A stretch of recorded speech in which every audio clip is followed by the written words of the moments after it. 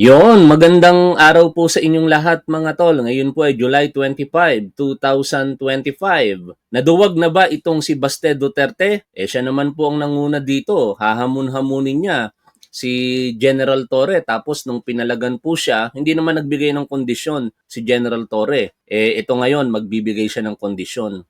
Sabi nga ng iba, kapag ka ikaw ang challenger, hindi ikaw ang nagseset ng kondisyon. Dapat yung kina-challenge mo nga ang nagseset ng kondisyon. Ganun pa man, si General Torre ay hindi po nagset ng kondisyon. Siya po ay pinaganda pa nga yung paghahamon niya ng kantong suntukan, no? Sabi ni General Torre, gawin na lamang nila yung charity boxing fight para lahat po ng proceeds na maaaring makuha nila ay maitulong sa mga nasa lanta po ng kalamidad ngayon pong panahon na ito. Pero ang dami pong mga sinasabi nito pong si Baste Duterte. Panoorin po ninyo ang balita po kagabi mula po sa Billionario News Channel. Pero before that, ang ating magiting na general patuloy pong nagsasagawa ng kanyang malupitang pag-ensayo. Ika nga, si Manny Pacquiao, 2 months preparation after ng 4 na taong hindi paglaban sa boxing. Pero kakaiba ito pong si General Torre, talagang tumatala sa kasaysayan ang kanyang mga ginagawa. Biruin mo, walang official boxing match. Ngunit ang kanyang preparasyon ay 3 to 4 days lamang.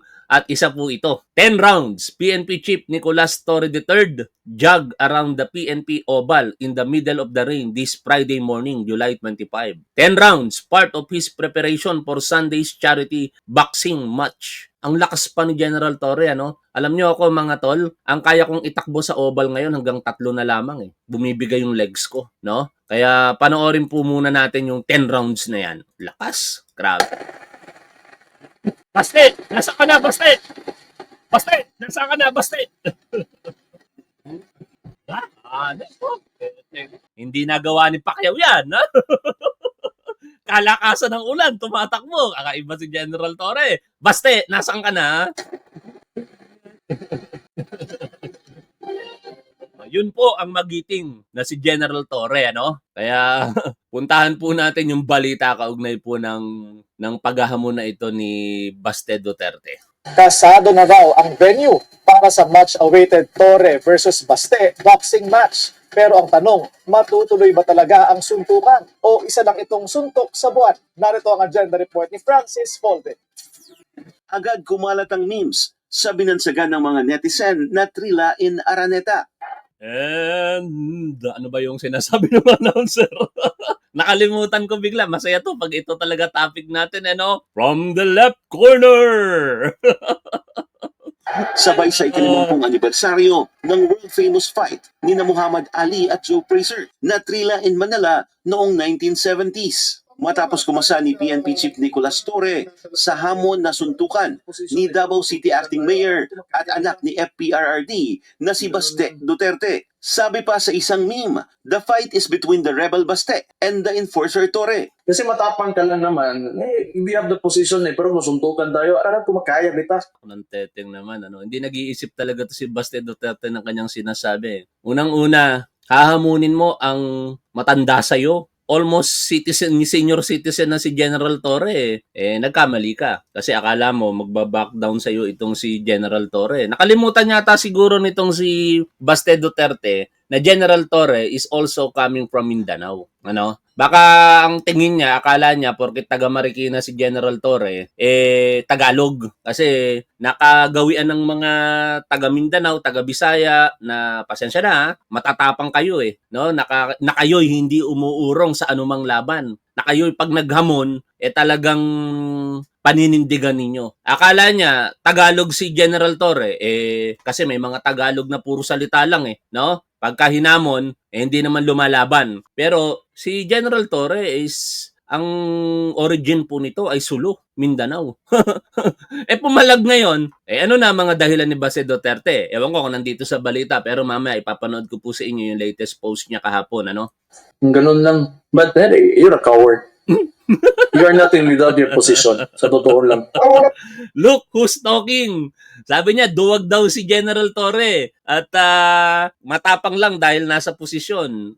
Nak ng teteng naman. Sa tingin mo ba, Duterte, Baste, kung ikaw ay hindi anak ni Rodrigo Duterte at hindi mayor ng City of Davao, magagawa mo yung mga sinasabi mo. Look who's talking. Ganun lang yon. Oo, naisipan ko, tama-tama. Maraming mga kababayan natin ngayon na nangangailangan ng tulong na naapektuhan ng Ito, napakaganda ng pagtugon dito ni General Torre. Biruin mo, sinabihan pa nga siya ng pakyo nitong si Baste Duterte. Pero sabi ni General Torre sa kanya, kasi World War lang yun eh. Sabi ni General Torre, unawain na lang natin si Baste Duterte kasi kulang siya sa vocabulary. Pero yung paghahamon niya ng suntukan, iba na yon. Taga Mindanao si General Torre, pero napaka-graceful ng kanyang pagtanggap. Biruin mo, sabihin ni General Torre, sige, gadaanin na natin sa charity. Napaka-graceful, di ba? Hindi ka basagulerong kanto lamang kung tawagin na tinatanggap mo yung hamon ng isang tao, pero ang ganda po ng kanyang intention. Gawing charitable boxing fight. Ito pong paghahamon ni Baste Duterte. So maybe this is a very good time para sa isang charity boxing match. We can do something sa Araneta. Seriously, it's okay. Maganda yung charity at least makatulong kami ni Mayor Baste sa ating mga kababayan sa lanta. Ang proceeds ng kung ano man ang sigurado maraming manonood yan eh. Ayon sa source ng politiko, seryosong kinontak ni Torre ang Smart Araneta para ipa-reserve ang venue sa 12-round boxing match nila ni Baste. Hindi raw available ang Araneta sa linggo, July 27. Pero sinabi raw ng pamunuan nito sa Bakit hindi available? May PBA yata. Umabot yata ng Game 7 ba ang PBA o Game 6? Sigurado, mas maraming manonood doon. Pero meron pong venue. Actually, sumausaw nga po rito si Senator Lacson eh. Sabi niya, may nakausap siya na CEO daw po ng isang known casino resort hotel at willing daw po nitong ipagamit yung ballroom area para po sa boxing charity fight na ito between Baste kung matutuloy at General Torre. Nandito naman sa balita kaya pakinggan natin. PNP chief na open pa for booking ang August 3. Okay daw dito si Torre. Pero ang tanong, game ba sa counter-challenge si Baste? Ayan, Pumatol na rin si Senator Ping Lacson. Sa isang tweet, sinabi niyang meron siyang credible source na CEO ng sikat na casino hotel. Handa raw ang ballroom nila para sa charity boxing match para sa mahihirap na flood victims. Let's do it! Wala pang pahayag ang kampo ni Baste rito. Pero sa isang reel ng Vice President Actually, may pahayag na, late tong balita. I-update ko kayo mamaya. Sara Duterte supporters sa Facebook, nag-post si Baste na nakikipag-sparring sa boxing ring.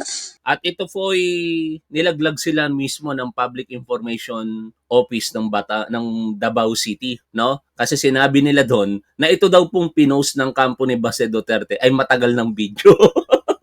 Hindi po to latest, ha? Tuloy tayo. May caption ito in Bisaya na BM Baste, madaon ni o pwede? Si Torre naman, nagpakita ng job sa isang media event sa Camp Crame kagabi. Sinamahan din ng Chief PNP ang physical training ng mga pulis ngayong araw para ipakitang handa siya kung papayag si Baste. Okay, kung ready sila sa venue, I can show up. Pero nakaset na actually ang Rizal Memorial Coliseum.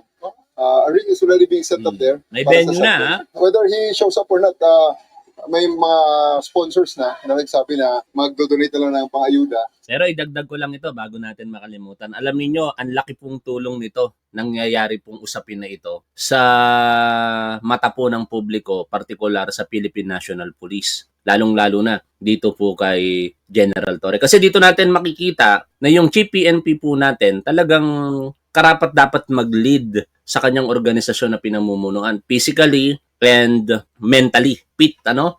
Pero yun nyo, tatakbo ka ng 10 rounds sa oval, napakalayong takbuhin nun. Mga 1 oras mong tatakbuhin yan. Tapos, siya po ay para tanggapin yung ganito ka graceful na ganito ka walang hiyang hamon ni Baste Duterte gracefully, maisip niya kagad.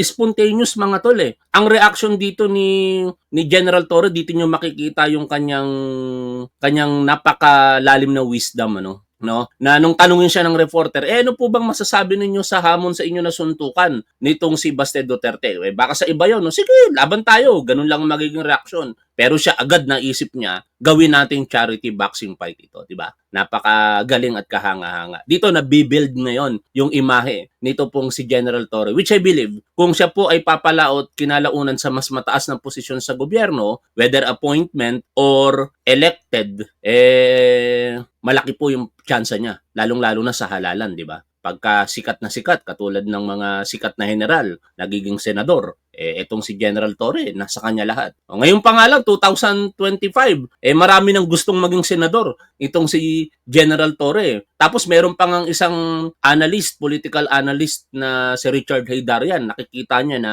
kung walang choice talaga si Pangulong Bongbong Marcos because of the popularity of General Torre, he could be the standard bearer of the administration for presidential election sa 2028. Ayon yan kay Richard Haydarian. Kaya ang mga nangyayari po na ito, hindi po ito pakikisawsaw lang din natin mga tol. Ano? Ito po ay pagtulong na rin sa popularidad ni General Torre. Pasikatin natin ang matapang na si General Torre at ipaalam natin sa buong Pilipinas ang naduduwag na si Baste Duterte. Ay, hindi lang pala si Baste Duterte, mga tol, ang naduwag.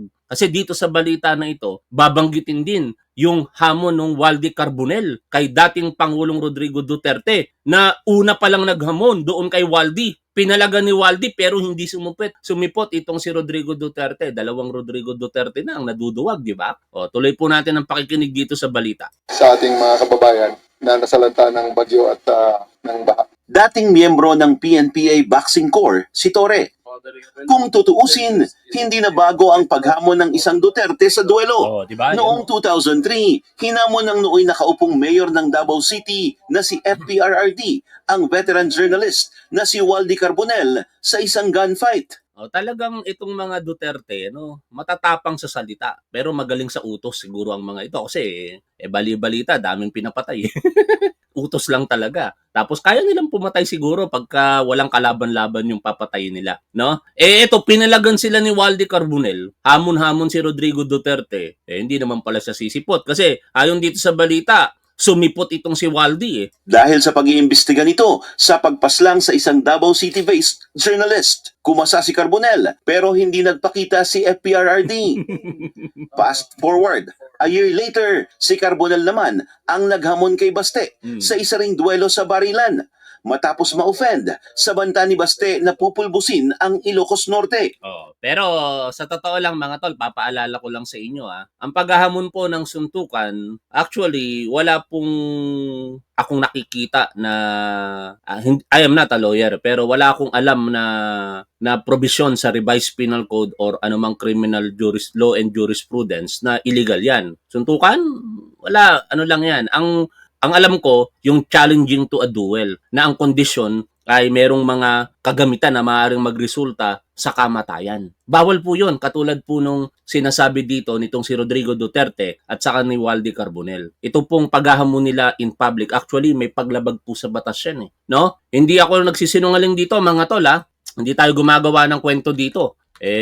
Hindi kasi tayo abogado kaya puntahan natin yung sinasabi po natin na yan. Pero mamaya, panonoorin po natin ang legal analysis ni Attorney Rene Bueno kaugnay noong mga kondisyones na sineset nitong si Baste Duterte. Alam niyo po, ang challenging to a duel ay nakalagay po yan sa crimes against person, no? I forgot the exact article 264 ba yun or 263? O puntahan po natin. Mahirap na talaga pagka hindi na tayo nagtuturo Kasi pag nagtuturo ka, halos nakakabisado mo mga tol yung mga itinuturo mo no? Kaya nagiging routine na lamang sa'yo yung mga sinasabi mo sa harapan ng mga estudyante. Pero pagka hindi mo na napapractice, nakakalimutan mo. Kaya nga, the best way of learning is to teach. Ika nga. O, dito po sa Article 26, hanapin natin 26, hindi, lagpas na. Nasaan na yung challenging to a duel? Hanapin natin. 261, Sabi po dito sa Article 261. Maraming salamat sa nag-send po ng super sticker, one of it. Mamaya na tayo magsha-shoutout after po ng ating topic. Huwag kayong aalis kasi mamamahagi tayo ng 1,000 pesos, 200 pesos each para po sa mga mananalo, 5 katao. Challenging to a duel. The penalty of prison correctional in its minimum period. Ang presyon correctional po, nahahati sa 3. Yan po ay pagkakakulong ng 6 months and 1 day to 6 years. Hahatiin nyo sa 3. Minimum, medium, saka maximum. O dito, minimum period ang maaring maging kaparusahan sa nangahamon. Any person who shall challenge another or incite another to give or accept a challenge to a duel, or shall scoff at or decry another publicly for having refused to accept a challenge to a fight, a duel. Alam po ninyo, bawal po yung mga ganyang paghahamon actually. Pero, syempre, this is an obsolete provision na nga ng ating revised penal code. Sa katotohanan, hindi na uso ngayon yung mga hamunan, traidoran Pag may nakaaway, pinapatay na lamang ng patraidor O tuloy muna tayo dito sa pinapanood po natin balita kung saan pahiya ang dalawang Duterte. Si Waldy Carbonell lang pala katapat nila. May oras at lugar pa. November 10, 2024, 9 a.m. sa Luneta. Pero wala ring lumutang na Baste Duterte. Sa panibagong hamon ng tinaguriang boxing match for ako. Okay, ngayon puntahan natin muna si Waldy Carbonell, no? Kasi may vlog po siya tungkol po sa mga nangyayari na ito na paghahamon Panoorin natin siya. Medyo ibilis lang natin yung speed. Yan, pakinggan po natin. Karapatan po akong magsabi ng hinggil sa kanila sapagkat ako po ay hinamon ni Mayor Pierre Ardino. Si Awase, maraming salamat sa super sticker. Kung aking iimbestigahin ang pagkakapaslang ng DDS kay June Porras Pala, isang kapwa po natin broadcaster. Bago po tayo magpatuloy, abay, hinihiling ko po sa inyo na i-share po ninyo ito I-share natin. at i-subscribe upang Sandali, i-share natin. Umihiling si Waldy Carbonell Nakasubscribe na ako sa kanya. I-share natin Nakakaya naman. Papakinggan natin yung kanyang video tapos di natin i-share. Share natin. O yan O yan, nakashare na po. Waldy Carbonell, baka hamunin nyo ako Joke. sa ganong makarating sa Davao, makarating sa mga OFW sa buong mundo ang hinggil sa kabuhungan, kasamaan, kababuyan ng mga Duterte. At higit sa lahat, Pakinggan nyo yung kanilang katraidoran at pagiging pro-China, pro-evil, pro-impyerno. Napakasamang mga tao. Matapang pala At kung itong mayroon Waldy pa hanggang Carbonell. ngayon, nagtatanggol sa kanila o humahanga pa, abay wala po tayong magagawa dyan, kundi ipagdasal na lamang natin sila na sana ay magising sila sa bangungot na dulot ng bagyong Duterte. Okay? Andiyan na po yung ating pong subscribe button sa baba. Pakisubscribe lamang po. Subscribe kayo Hindi po kayo mababawasan ng loan. Hindi kayo mababawasan ng inyong baterya. Wala pong kabawasan sa inyong kwarta. Ngunit napakalaking halaga na makarating po sa mas maraming tao, ito pong ating sasabihin. Sapagkat ito po ay reaksyon hinggil po sa paghahamon ni Mayor Baste Duterte kay General Nicolas Torre III na siya pong hepe ng Philippine National Police. Ito pong paghahamon na ito ay simbolo ng kanilang pagkawalang respeto diyan po sa ating otoridad. Tama. Kahit na sila ay bilyonaryo, napakayaman dahil sa droga at pangangamkam ng mga negosyo dyan sa Davao, wala pa rin silang karapatan. Ako, bilyonaryo daw dahil sa pangangamkam at illegal na droga sa Davao, itong mga Duterte. Totoo kaya yon? No, libelous yan, Waldy Carbonell. Gusto mo bang mademanda ka ng libel ng mga Duterte? Natin pustahin si General Torre. Alam po ninyo, si General Torre ay kapwa ko South Cotabato born resident. Diyan po kami lahat nagbinata sa South Cotabato. Malayo-malayo, batang-bata pa naman si Pacquiao. Pero kami po tatlo ay galing po dyan sa South Cotabato. At hindi naman po natin pinagmamalaki na pag tayo po ay hinahamon, Panunay Pacquiao ay kahit na 46 years old, lumaban pa rin sa isang batang boksinero na kampiyon sa kanyang divisyon. Aba hindi po maatras. Kaya po, tama si General Torre sa pagtanggap ng hamon. Galing kay John Time. Medyo binitang pa natin. Mayor, kasalukuyang mayor ng Davao City. Huwag na po natin pinapayagan na may mga ganyan tao dito po sa Pilipinas. Mga kulturang Davaoenyo, okay lang. Ang kulturang Duterte ang napakasama. Kaya nga po, General Torre, sana makarating sa ito sa pamamagitan na marami po magsusubscribe sa atin, magsishare.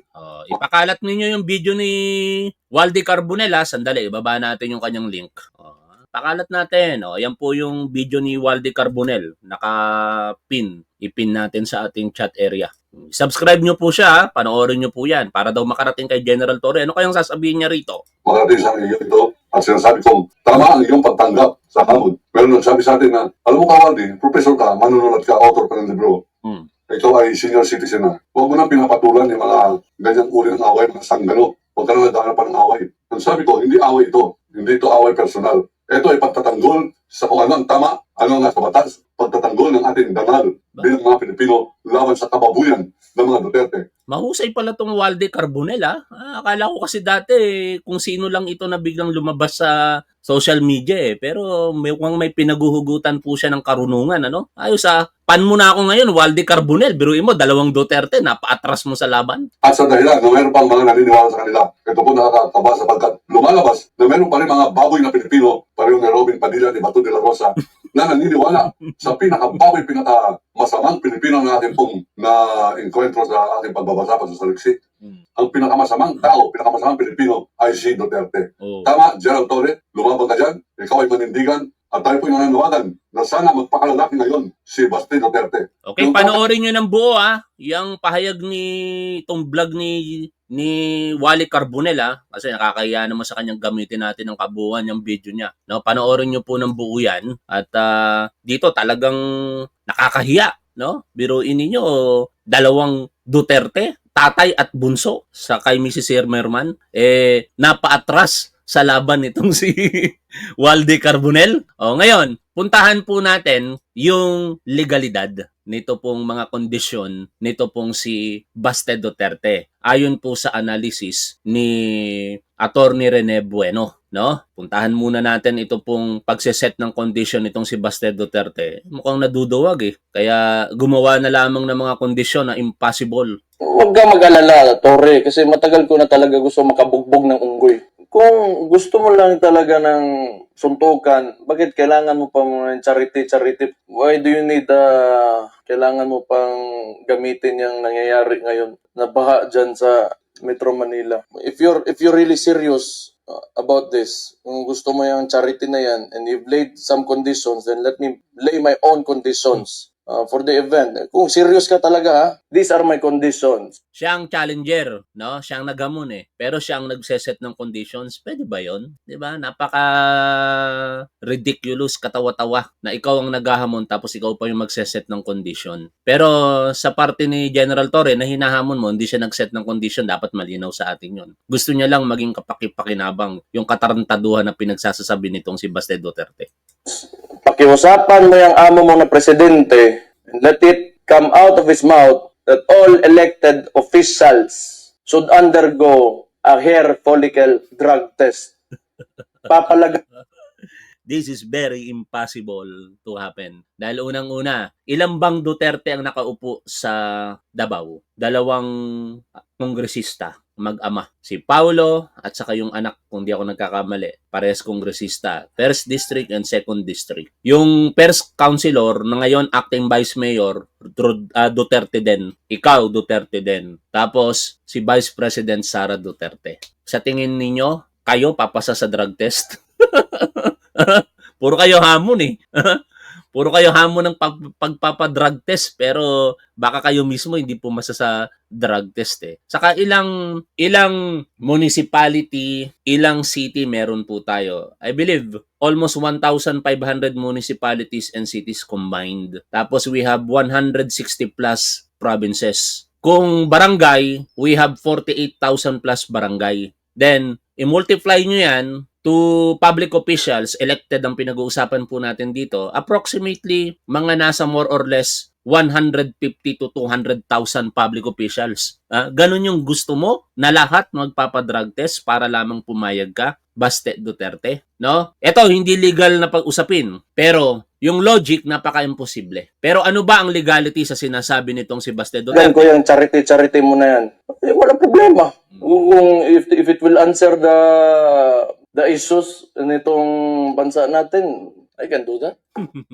Ngayon, napapahiya ka. Kasi ang naniniwala na lang sa'yo, yung mga cult follower nyo, ayon kay dating Senador Antonio Trillanes. Biruin mo, maghahamon ka, tapos magseset ka ng condition, parang umaatras ka na. Dinaduwag ka. Ngayon, ano ang legal na basihan ng paghahamon na yan ni Baste Duterte? Pakinggan po natin dito sa vlog ni Attorney Rene Bueno. May mga babanggitin po kasi siya rito na constitutional basis. Actually, merong provision sa Republic Act 9165 na mandating all government officials before election na magpa-drug test, but it was later decided by the Supreme Court na unconstitutional. No? Ngayon, mas maipapaliwanag sa atin ng mas maayos yan ni Attorney Rene Bueno. Kung daw nagkakamali, Section 36 ng ating Republic Act number 9165 ang binanggit natin na yun. So ang pag-uusapan po natin ay tungkol sa legalidad at constitutionality of the condition imposed by Vice Mayor Baste Duterte against the incumbent PNP chief na si General Torre. Sapagat noong mga nakarang araw ay nabalitaan natin na itong vice-alkalde mula sa siyudad ng Davao ay naghamon na suntukan laban sa isang high-ranking official na si General Torre. Tagal na daw siyang hindi nakakagulpe ng isang unggoy. So itong statement na to ay very unprofessional at hindi magandang pakinggan na nagmumula sa isang elected official ng local government. Very unprofessional. But anyway, let us discuss the legality and the constitutionality of the condition imposed by Vice Mayor Duterte against General Torre. Kasi hinamon niya to ng suntukan dahil mukhang napipikon na sa mga binibitawang salita ni General Torre. So suntukan na lang daw at matagal na Siya pa may ganang mapikon, ano? Samantala, ang nagsisimula ng mga pananalita si Baste Duterte. Noon, 2024 sometime in August, sabi niya sasampalin niya si General Torre. Tapos, fast forward sa appointment bilang Chief PNP, pinaringgan niya si General Torre na nakuha lamang nito ang kanyang posisyon bilang 4-star General Chief PNP dahil sip-sip, reward o kung ano pa. Tapos, hindi pa siya nakontento. Nung nanawagan ito pong si General Torre ng pagkakaisa sa ating mga kababayang Pilipino, isang tabi muna ang politika, pinakyo niya si General Torre. Sabi lang sa kanya ni General Torre, unawain na lamang si Baste Duterte dahil kulang ito sa vocabulary. Ngayon, magsasalita ka ng paghahamon ng suntukan, tapos pinalagan ka, palalabasin pa na sa harapan ng publiko na si General Torre pa yung pikon Baste Duterte, anak ng teteng naman talaga. siyang hindi nakakagulpe ng isang unggoy. So, ang ginawa ng ating butihing general ay tinanggap ang challenge ni Vice Mayor Duterte at nakita nga natin sa ilang news reports na nagpa-practice na ng boxing ang ating general upang paghandaan ang ginawang hamon ng vice-alkalde mula sa Davao City. At ang venue diyan sa Rizal Memorial Stadium sa Maynila. Okay, so magandang laban sana dahil pinatulan ni General Torre. Pero actually, ayokong gawin tong topic kasi para sa akin, walang kwenta pag ang nagsalita yung mga tao doon. Always nonsense. No? At walang basihan na legal palagi ang lumalabas sa kanilang mga bibig. No? Parang hindi pinag-aaralan ng mga statement na binibitawan sa mga news reporters. Kumbaga parang hindi kagalang-galang ang mga pananalitang lumalabas sa Yun, Dalawang punto. We cannot expect na manggagaling sa mga ordinaryong tao na hindi abogado ang mga legal na opinion. Kaya sa isang parte na yon, maunawaan natin si Baste Duterte na hindi niya nauunawaan ang mga legalities. Kasi hindi naman lahat abogado Pero I agree doon po sa parte na hindi kagalang-galang. Kasi dapat bilang public official, hanggat maaari ang mga sinasabi po natin, sinasabi nila, ay naaayon po doon sa imuiral din na Code of Conduct and Ethical Standard. Kahit hindi ka abogado, bilang isang public official, dapat alam mo yun. Alam mo kung ano yung conduct ng isang public official or employees. Tuloy po tayo sa pakikinig. Dito po kay Attorney Rene Bueno. Mga bibig.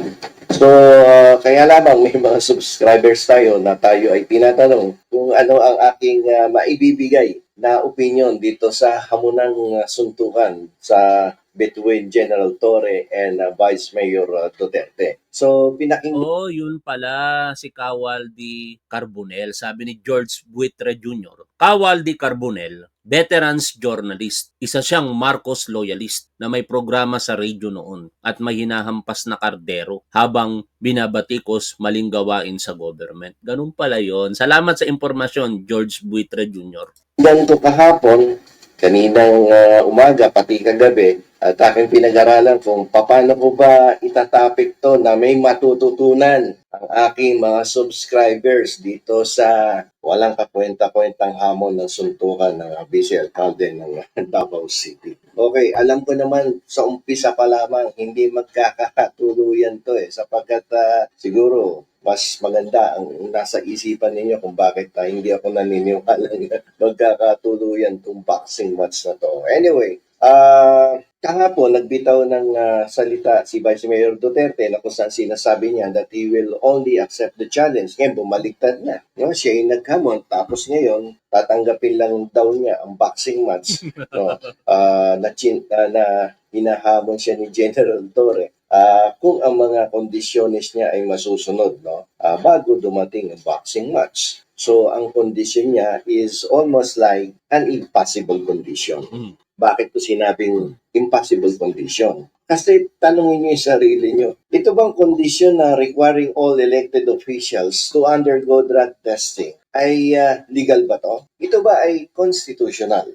So, ang sagot dito ay isang malaking hindi. It's a big no. The condition imposed by Vice Mayor Duterte against General Torre is not legal and is considered as unconstitutional. Bakit? Alam nyo, minsan nagtataka ako doon sa ibang elected officials natin. Naharap sa camera, magpapa-interview sa reporter, may press conference, mukhang well-prepared, pero pag nagbitaw ng salita, it appears like they do not know what they are saying. Tama naman si President Trump, yung past administration na talagang hindi alam ang ginagawa at sinasabi when they were still in power. Alam niyo kung bakit? Itong si Vice Mayor Duterte, sana kumonsulta muna sa abogado niya.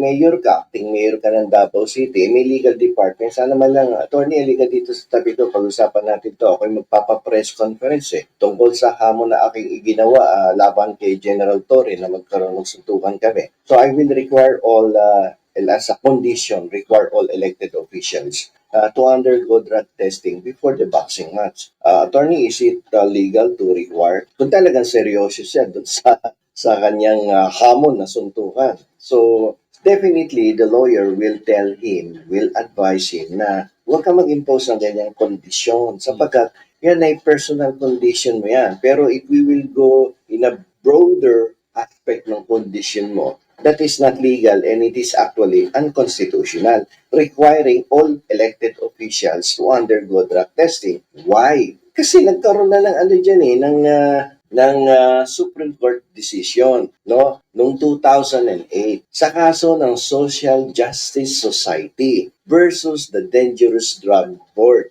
noong 2008 na kung saan diniklara ng ating Korte Suprema na ang Section 36 paragraph C ng Comprehensive Dangerous Drugs Act or yung Republic Act 9165 requiring all public officials, elected public officials to undergo drug testing na sinabi niya na ito ay labag sa ating konstitusyon. At maging ang ating Kongreso ay hindi pwedeng mag-impose ng additional requirement para makatakbo sa isang public office ang isang taong nagnanais na magsilbi sa ating bayan. Sapagkat sinasabi ng ating saligang batas na ang requirement lamang upang ikaw ay makapagsilbi sa ating taong bayan in an elected position capacity ay able to read and write, natural-born citizen in the case of national officials, at ikaw ay mag-comply do sa residency requirement. At halos yun lamang ang mga requirement na itinatalaga ng ating saligang batas. Okay, basahin natin yung mismong binabanggit ni Attorney Rene Bueno. Dito mismo tayo pumunta. Ito po ay case noong 2008. Meron pang precedence ito eh. Kasi actually, before this, nag-file ng candidacy si Coco Pimentel kung hindi tayo nagkakamali. Tapos, si Coco Pimentel, kinwestiyon niya yung provision ng Republic Act 9165. Particular yung pinag-uusapan na provision Section 36C, no? At yun ay umabot sa Korte Suprema and eventually na-declared nga na unconstitutional. Kaya medyo na kulang pala ako sa kaalaman, no? Kaya maganda talaga yung nakikinig tayo talaga sa mga abogado. Ito po yung sinasabi po doon. The Supreme Court on Friday said the mandatory drug testing of election candidate is unconstitutional, no? Ang pinag-uusapan po dito, election candidates. How about yung mga nakaupo na? Yun ang isa sa mga katanungan sa atin ngayon. The Supreme Court made the statement amid the constitutionality issues of Davao City 1st District Representative Paulo Duterte's proposal to require drug testing for all elected public officials. The provision requiring the mandatory drug testing of candidates is unconstitutional because it expanded the requirements of candidates under the Constitution, but it upheld the random drug testing of private and public officials, said lawyer Sue May Ting, noon ay spokesperson. Ngayon pa rin ba siya pa rin ba ang spokesperson? In the 2008 case of Social Justice Society, yung binanggit po ni Attorney Rene Bueno, versus Dangerous Drugs Board, the Supreme Court sitting en banc ruled that Section 36, hindi pala C, that is paragraph G. I-correct din natin yung nabanggit na provision ni Attorney Rene Bueno, that is paragraph G, of Republic Act 9165 and COMELEC Resolution 6486 imposed an additional qualification for candidates for senator, which is not allowed by the 1987 Constitution. In the said case, the Supreme Court said the Constitution itself prescribes specific qualifications for senators, and neither Congress nor COMELEC can add to these qualifications, making the mandatory drug test requirement unconstitutional. For his part, Commission on Election Chairperson George Garcia said earlier this week the requirement is a good proposal, but legal implications must first be looked into. Meanwhile, lawyer Roberto Rafael Pulido, a constitutional law professor, said the passage of the law cannot be done as the present constitution already provides for the qualifications. It is a grave violation of the Constitution. There can be no benefit from a law that violates the Constitution. In law, the fruit of the poisonous tree is equally poisonous. Kaya dito sa binasa po natin na balita na pinagugutan din po ng legal na opinion ni Attorney Rene Bueno, malinaw sa ating pangunawa na ito ay para sa mga kandidato sa kung anumang posisyon sa ating gobyerno, no? Ang tanong, paano kung hindi na kandidato? Sana mabigyan ng linaw 'yon, kasi si Mayor Baste nananawagan sa mga officials na elected na, hindi po sa mga kandidato. Okay? Tuloy po tayo dito. Sabi ng Supreme Court sa kasong ito, ng Social Justice Society versus Dangerous Drugs Board, ay ang Kongreso, maging ang Kongreso ay hindi po pwedeng magdagdag ng requirements regarding the qualifications of an elective official. So, unconstitutional. Malinaw naman pala sinasabi dito ni Attorney Rene Bueno, qualifications of an elected public official. Malinaw na po sa akin. Kaya ang basihan, hindi pwede yung sinasabi nito pong si Baste Duterte. At alam naman niya siguro na hindi pwede yon, kaya ngayon yan po yung kanyang dinadahilan para po makaiwas siguro dito sa laban na siya mismo ang nagamon kay General Torre. Siya sabi ng ating Korte Suprema, hindi mo pwedeng sabihin, lahat ng elected officials ay kinakailangan na magsagawa or mag-undergo ng isang drug testing. Ito po ay pinagbabawal ng ating saligang batas. Kung kaya't ako'y nagulat kahapon nang nag-issue ng isang statement ang ating butihing Vice Mayor sa Davao City requiring all elected officials to undergo drug testing sa buong mundo at inuutos. Pero nagtataka talaga ako mga tol, Kasi ang nakalagay dito, all candidates for public office, whether appointed or elected, both in the national or local government, shall undergo a mandatory drug test. test. Ang pinag-uusapan kasi dito, kandidato eh. Pero sabi naman ni Atty. Rene Bueno, qualifications, no? Paano nga ngayon kung nakaupo ka na? Sana mas mabigyan ng linaw yon, ano? Mas ma-elaborate ni Atty. Rene Bueno sa atin o ng kung sino mang mga abogado na what if kung nakaupo na? Like for example, may mga public officials tayo which is appointed naman sa mga pulis. O merong mga tinatawag na mandatory drug testing at random drug testing. Pero ang resulta nun, it doesn't mean na dapat mag-result kaagad sa kanilang dismissal. Kinorek na ng Korte Suprema, no? Na pagka merong nag-positive na public official sa illegal na droga, hindi dapat automatic tanggalin mo yan sa serbisyo, no? Masyadong mabigat yung kaparusahan na pagtatanggal sa serbisyo. Kumbaga, meron pang second chance para sa mga mapapatunayang addict na mga public official. Kaya yun lamang, ano, ang paglilinaw sana sa atin dito. Sana makarating kay Atty. Rene Bueno yung katanungan natin na yan.